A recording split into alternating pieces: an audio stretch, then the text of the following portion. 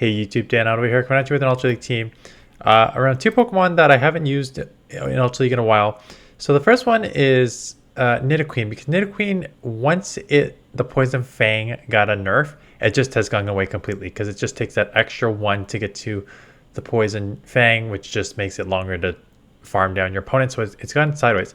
So I'm like, why don't I just add, instead of running Poison Fang, why don't I just go Stone Edge, because there's so many flyers everywhere. Earth Power still covers the steel, and Stone Edge for the flyers. Double Nuke.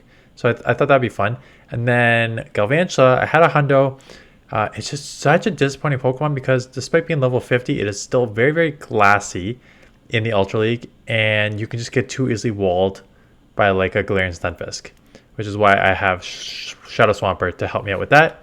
But again, there are flyers and stuff like that, so it does have some play. So let's just get into the battles here. Cresselia lead. And this is where, if you had this normal matchup, you may just go like Poison Fang, lower their defense, Poison Jab, Poison Fang. But we are running double nukes here, and you can only nuke a Cress so much because it is so tanky. Earth Power is not like a nuke move, but they're basically both heavy damage moves here. They get the Grass Knot through. These Psycho Guys are doing super effective, and the problem is, without the bait move, I'm just going to get outpaced here significantly. I could shield and get to a move and force a shield back. And I think that's what I'm going to do in this scenario, either take switch or force a shield back. So they decided to shield, which is fine. Looks like we did CMP here, so that's good. So this will probably take me out, or the Psycho, yeah, it'll probably take me out. Now the Galv comes in, and I decided just to throw it. I throw it right away. I was supposed to say Galv can definitely just can survive one, but if I don't need to take a move, I won't have to. And they are already debating what to do here, and out comes Overqwil, which is half dark. So this is going to be great. I have no idea what these moves are on this Pokemon. I think Aqua Tail and something. Yeah, Aqua Tail is not a good move on a non-stat Pokemon. So this will lower the attack, plus do really super effective. Like, so they shield, which means I can come in Swampert, and it looks bad on paper, but it's not bad when you're Shadow and they're Shadow, because it only takes two Shadow Hydro Cannons here to take out a two Hydro Cannons from a Shadow Swampert to take out a Shadow Dragonite here. So back to back, goodbye Shadow Dragonite, doesn't even get a move off. I'm gonna get another Hydro Cannon. No problem, Swampert. Showcasing Nidoqueen and Galvantula, but really Swampert doing Swampert things in this league. Such a just strong Pokemon here. So get the win there. Nidoqueen against Gliscor. So this is actually where it's not bad, because Poison Jab would have been resisted. Poison Jab is resisted. Poison Fang would be resisted. Earth Power would be resisted because it's flying. Stone Edge is at least going to hit for neutral. So catches them off guard, hit them for neutral. They need to land an Earthquake here, or else a Night Slash bait is just going to keep me sort of okay. They do end up baiting, and I'm like, oh crap. So now they're definitely on an Earthquake, so I have to shield here. Going for the double shield. That's fine. Can I farm down all the way for 5? And they end up throwing, which means now I know for sure I can farm down all the way. Night Slash comes through. That's not going to do enough. And now I'm loaded with energy for whatever comes in. I'm going to get shields back. Swampert comes in. I'm going to have 2 Earth Powers here. I should grab at least 1 shield here. So 1 goes, and then I'm going to bank it. That's not a terrible strategy, knowing that... because what I was worried about is if I throw the second move, they can shield and farm up a bunch and then come out with like 100 energy, throw 1 Hydro, take me out, come out, have another Hydro. So I come in here, and it's an Obstruct Obstagoon, which is fantastic, because I really don't like this Community Day move. The more I see it in action, the more I realize how useless the move is. So they're going to they go for Night Slash, which will do a decent amount of damage. So I'm just going to chip here, which is fine. I'm going to put in the yellow probably. I do. Now Galv can come in, and they come in Swampert. They're going to need to get at least 1 Hydro. No, 1 Hydro is not going to take me out, so I can take this out with the lunge because it's so low already. Earthquake, closer to taking me out, but will not take me out. This will take it out. And now my Nidoqueen, because I was smart enough to bank the move, essentially, have the move, Earth Power will take it out.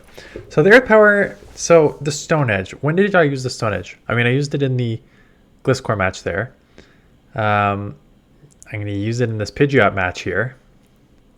that even if it's resisted, but even if like if I did Poison Fang here, I would like the poison jabs are adding up pretty quickly. So even if they 2 times lowered me, obviously Stone Edge is gonna be such a good move here because it is super effective. So even if I'm 2 times lowered, they are not expecting it, so that pretty much takes them out. Problem is, the wing attack is so fast, and it's a Charizard. Oh my goodness, is this like a triple flying team? So this will grab a shield. I now come in here. I got a good matchup here. I can take any move. I don't want to take a Blast Burn or Dragon Claw because it's still going to add up pretty quick. Get the move off. This will one-shot for sure because we're both Shadow. So I'm interested to see what they do here. They end up shielding because they're going to be at a move. Yeah, I'll shield back. That's fine. Shield back. I'll be able to take this, keep energy, keep a little bit of energy advantage, keep a Hydra, keep a shield. Goodbye Charizard. I expect them to come back in here. I'm missing Brave Bird or Feather Dance. They Feather Dance me down, and then I essentially bank the move. Oh no, I don't, because it is a Talonflame. Triple flying, double fire team. Not gonna have a good time. Chip that. At this point, I can now just Volt Switch down. Talonflame, again, fun to see these Pokemon. The thing with Talonflame is it's so glassy that you're basically shielding up the poison fangs anyways, or else you just be in like poison jab range. So if I remember here, they shield. Yeah. And what that does now is essentially gives them kind of an easy way to either flame charge me and ramp up here, because now it's going to take a while to get to the next move. So I got a shield. Either got to let it go, which I think I do, or I have to shield. I would grab a shield back, but then they could farm down, come out with like 100 energy and multiple Brave Birds. Terrible timing there. A full Incinerate got through. I need to learn my timing. And they double shield. I'm like, okay, it's probably, if they're shielding once, they want to dump some energy, so it's probably a Brave Bird. They bait me with the Flame Charge, knowing that the thought process is the same. Too bad they are not at a move yet. So I will keep a shield here. They will take switch onto a Cress. So I'm coming in here to throw the move. It's a Registeel. And this is going to be annoying. So the good news is, because like Reggie's just too tanky, a lot of these moves, even a resistant move here is still going to do like 50%, if not more, on a Galv. So the Zap Cam me, so there's your 50%, there's your attack fall. Sort of worst case scenarios, I'm still switch locked. Cress is just going to have its way with Swampert. So it's not good. I'm trying to get out of here, but it's not happening because I'm still switch locked. So I just got to chip a bunch here. Now it's the worst case scenario where they're going to take me out and I'm not going to get enough farm down here. Plus the switch clock is probably coming up for them.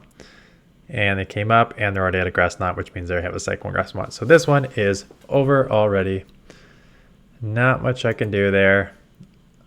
So, and that's where the lead, probably having Poison Fang, would have been better. But yeah, it is what it is. Not much you can do there. So if you want to run 2 sort of nuke moves, you kind of need, like, again, Hydro Cannon, something to grab shields. Again, this is where Poison Fang would be better too, because I could just like add them up here. But no Poison Fang here. Gotta slow their earth power. If they shield, they don't shield. And a couple moves went through there, so I can just shield back and take this out. And out comes the Mewtwo.